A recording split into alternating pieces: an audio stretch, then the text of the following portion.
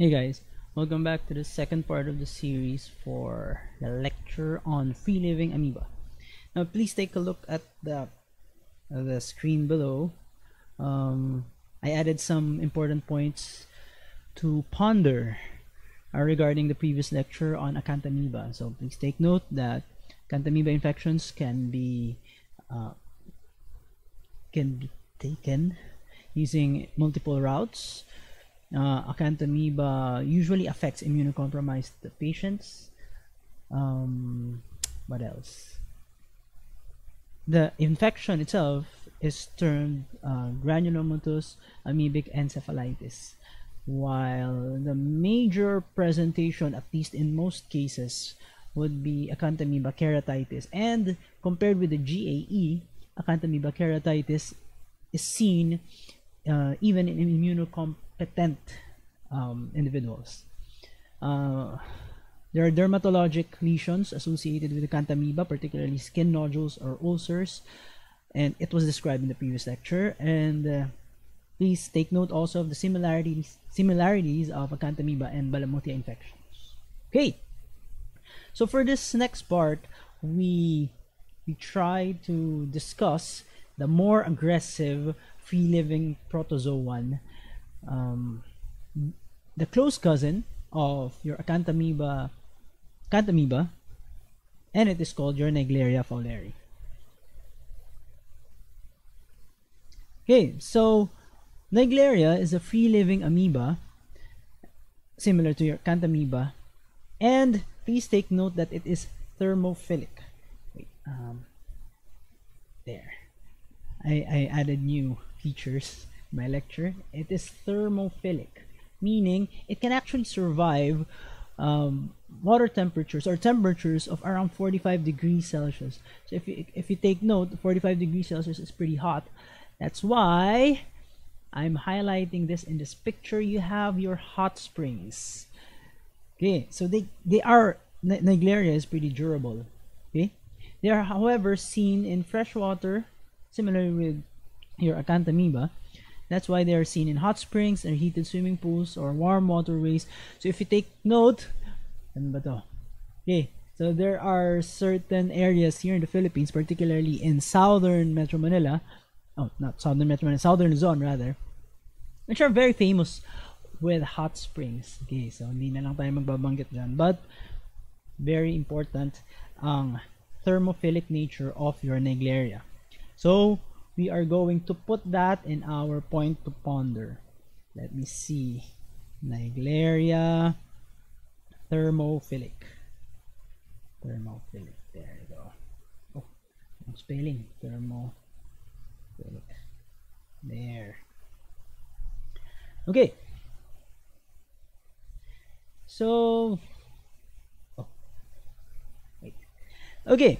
So if you take a look at the life cycle of your Naegleria, it's also very similar to the life cycle of your acanthamoeba. You have a free living stage there, and then you get infected through the nasal or the respiratory route. Very similar to your acanthamoeba infection. As you can take note here in this diagram, you have three stages. You have your cyst stage, which you're familiar with. You have your trophozoid stage, which you are also familiar with. And there is also this flagellate form. Okay, that is one major difference between your Naegleria and your acanthamoeba. This particular flagellate form over here. Okay, so we'll go back to that later.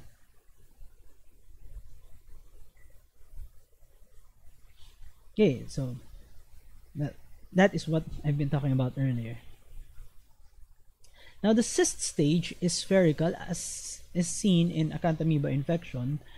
What else do we need to highlight here? Okay, it is usually not found in brain tissue.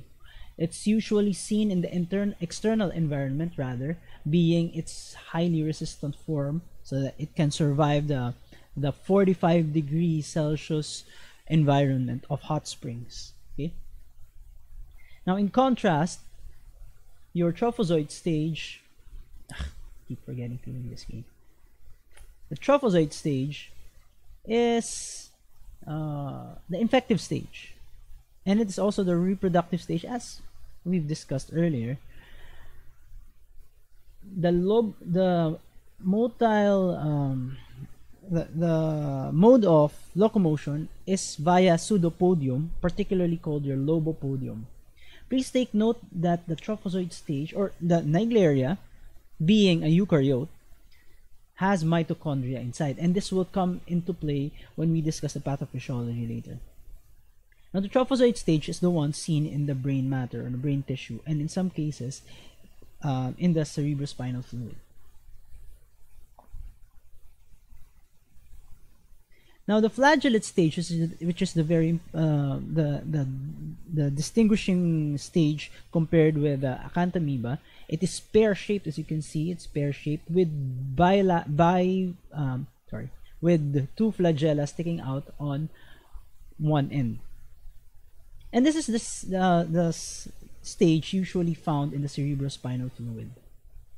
Okay, we won't really pay too close attention to the different life stages. Just wanted to mention that it has your Naegleria has 3 different life stages, as opposed to your acanthamoeba infection or acanthamoeba. Okay, so I need to highlight this point here, that during the pathophysiology of your life cycle of your Naegleria, it enters through the nasal cavity as you snort up water while you go swimming, and the trophozoite creeps up straight to your brain through the cribriform plate. So if you remember your anatomy, cribriform plate, what type of what cranial nerve enters through the cribriform plate? Okay, so please review your anatomy or neuroanatomy, that particularly your neuroanatomy. And through the cribriform plate, it gets direct access to the central nervous system, eventually leading up into the brain parenchyma, where it expresses its pathophysiology. Okay, so the trophozoites are at home, particularly in the brain parenchyma, because of the high oxygen tension there. As you well know, the brain is perfused by a lot of blood all of the time, and because of that, the protozoan would be at home there. And why is it at home there? Because it ingests the red blood cells traveling into the brain through the very numerous numerous blood vessels perfusing the brain. Okay, aside from the red blood cells, though, it ingests the brain tissue. It ingests the brain tissue. Anyway, it ingests the brain tissue via a specialized food cup, the amoebastome.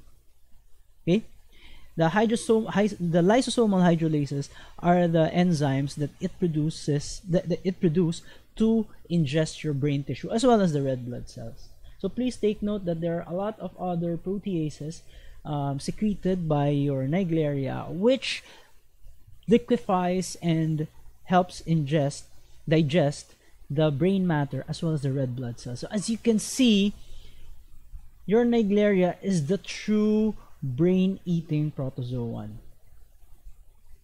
Okay, so let me see. Let's put that there.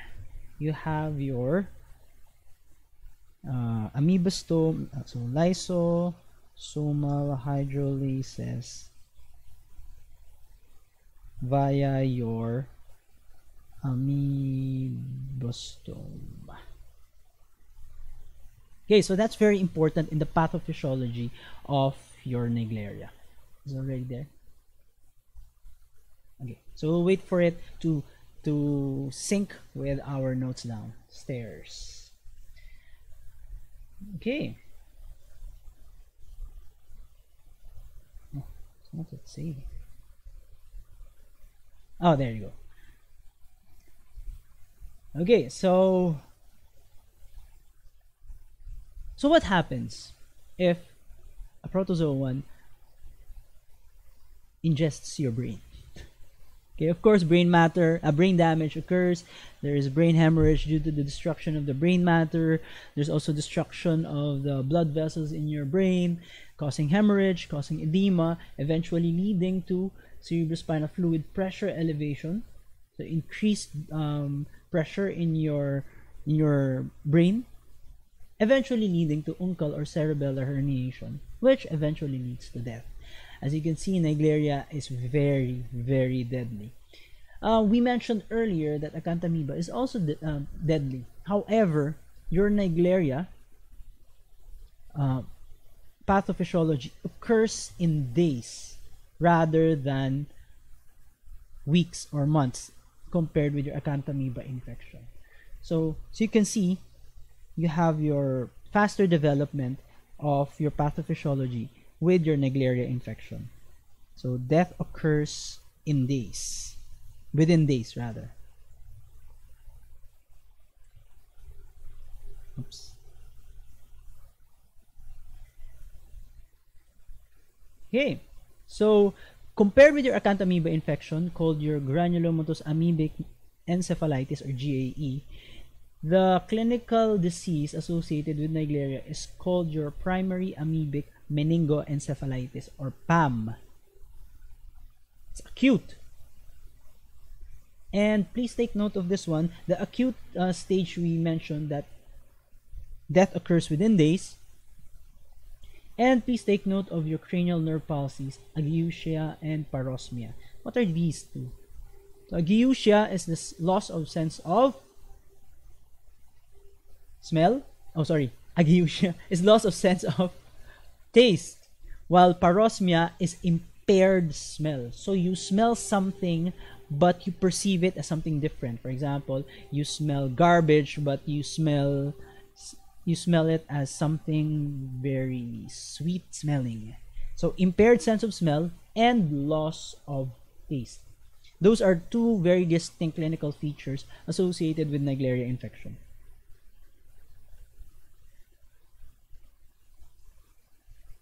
So, as we mentioned earlier, eventually the infection would lead to death. How do you diagnose it? Still, microscopy is the best bet.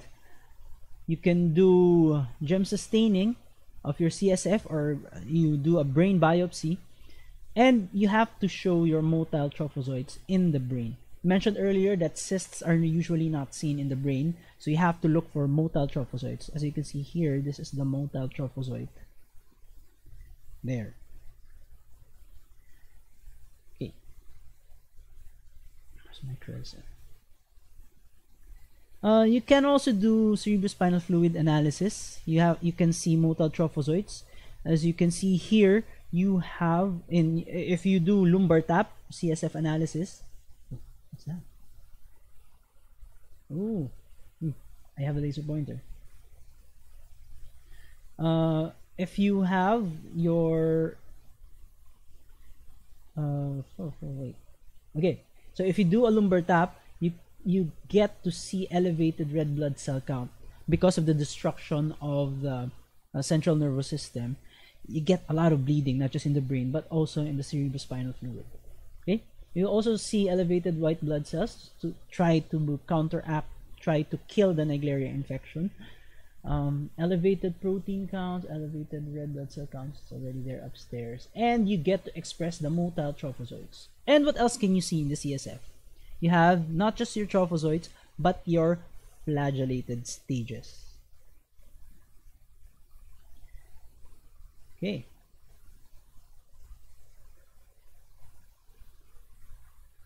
Now, you can also do molecular staining or PCR. However, this is usually done for research or post-mortem analysis. Usually, you don't have the luxury of several days for these analyses.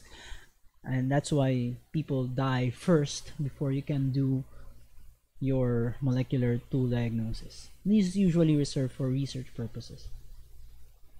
How do you think you can treat primary amoebic meningoencephalitis?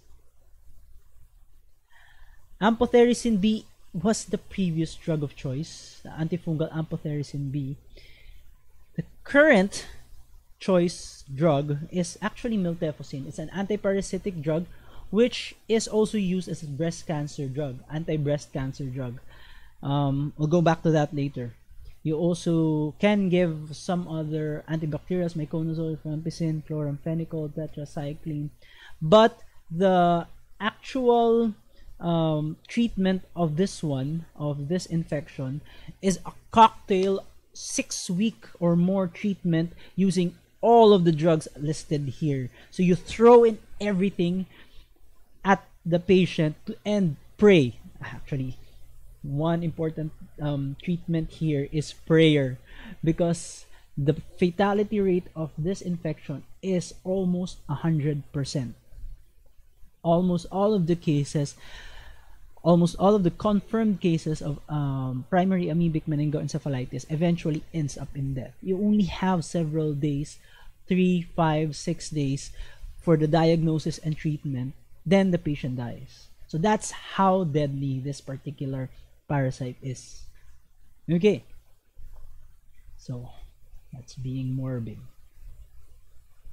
Let's add that to our quick notes here downstairs.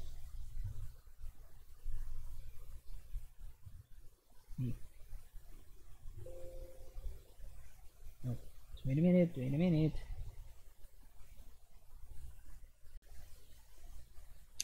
Oops, technical difficulties there. Okay, so let's proceed.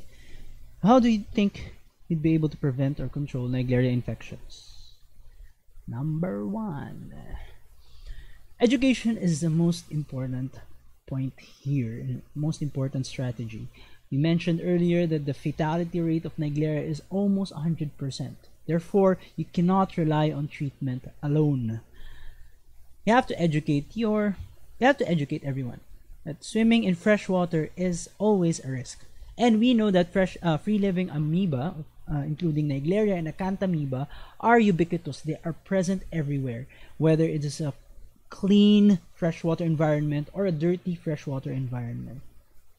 Okay, so just knowing that they are there, at least you try to change the behavior of the population. Try to minimize snorting up water, and try to not disturb the soil environment. Okay, the concentrations of these protozoans are higher in moist soil environments. So you see, for example, in freshwater lakes, or in what do you call that, in CWC, one of the first pictures I showed you. Anyway, when you swim in freshwater environments, try to not disturb the soil surrounding it, the soil at the bottom or the soil near the freshwater lakes. Okay, of course, knowledge on signs and symptoms, and knowledge of the signs and symptoms and the pathophysiology of both infections, including Naegleria, will be very important, at least to try to diagnose it as early as possible, because we know that the disease progression is very, very fast. Okay, one point that is stressed here: chlorination of pools is also very important, particularly those near soil environments. So somehow chlorine can kill the trophozoites and the flagellated stage. However, the cyst stage is very resistant, so it's still a risk, but you try to minimize the risk as much as possible. And in sewer systems, you have to make sure that there is no contamination of treatment facilities or sewer facilities, and you have to make sure that in a population, in a community level, you have proper sewage treatment. Okay, so that is very important, and that is one huge public health implication of this particular lecture. You cannot just rely on utilizing fresh water as your drinking water. You have to make sure, especially in highly contaminated areas, you have to make sure that your community would have proper sewage treatment facilities. Okay, so we mentioned earlier that primary amoebic meningoencephalopathy, primary amoebic meningoencephalopathy, or PAM, is very fatal, almost 100% fatal. I tried to cut and paste several news articles regarding the brain-eating amoeba. Brain-eating amoeba kills woman in Eastern Sierra. Hey, where's my highlighter? Oof, so annoying. Okay, so another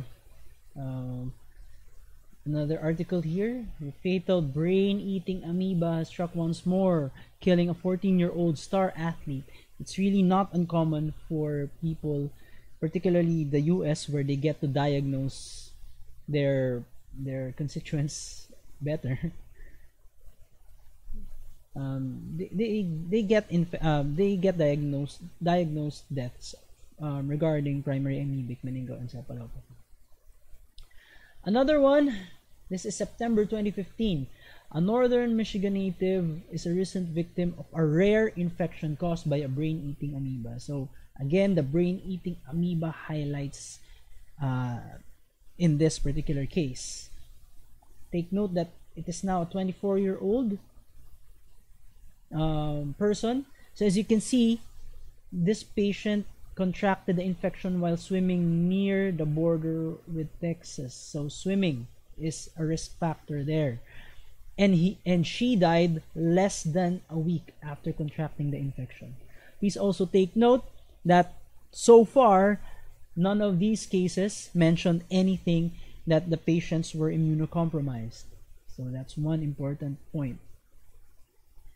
Okay, it's not all deaths. In rare cases of the rare infection, there are good news. At least there are a handful of good news. Callie Harding is one of the first documented survivors of a Naegleria attack or infection. This happened in 2013. Okay, and the fourth case of an infection, this was just in 2017. It was documented, again, freshwater swims, brain-eating amoeba. These are the tags, or the hashtags, so to speak, of your Naegleria infection. So let's add that to our points to ponder.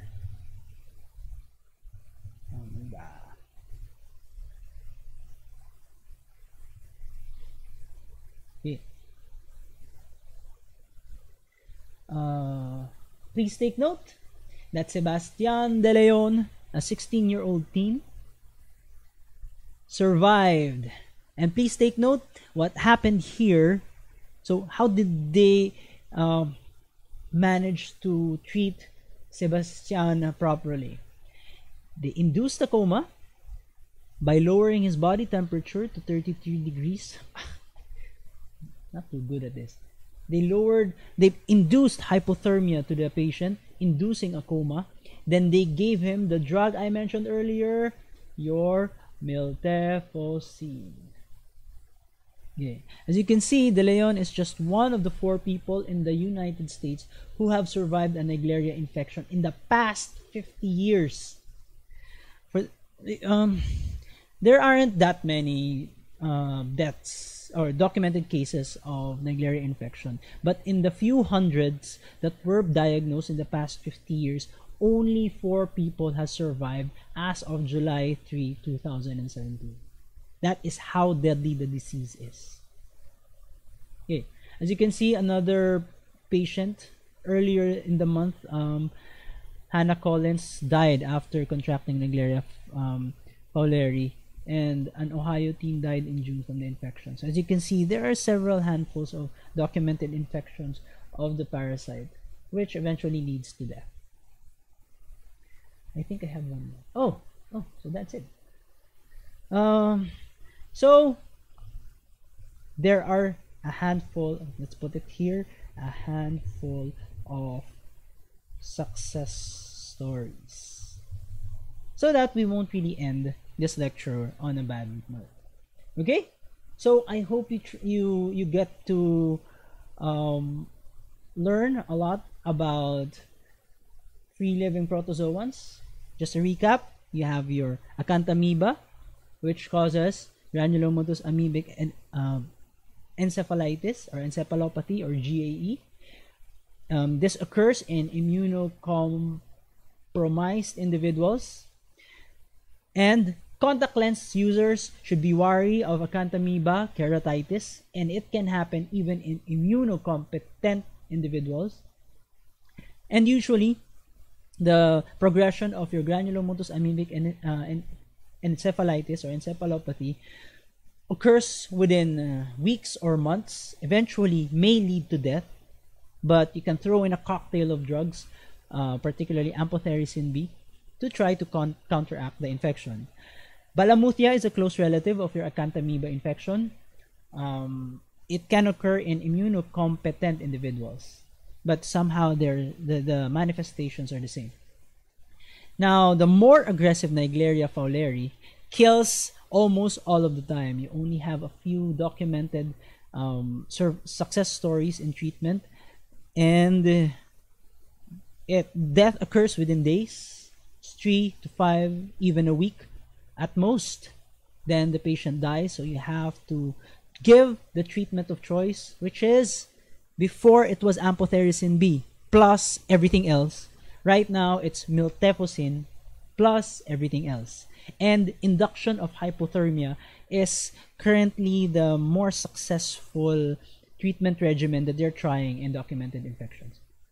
Okay, of course you have to do surgical treatment to try to remove symptomatology related to increased brain pressure, increased intra ICF, increased intracranial pressure, ICP. Okay, so what else? The Naegleria produces lysosomal hydrolases located within amoebostome, special membranes inside your Naegleria. And Naegleria is also thermophilic. It has 3 life cycle stages. You have your cyst stage, you have your trophozoite stage, which is seen in the brain, and you have your flagellated stage, usually seen in the cerebrospinal fluid. Okay, and that concludes the lecture series on free living amoeba, or your brain eating protozoans. I hope you got to learn a lot of stuff, and see you again next time.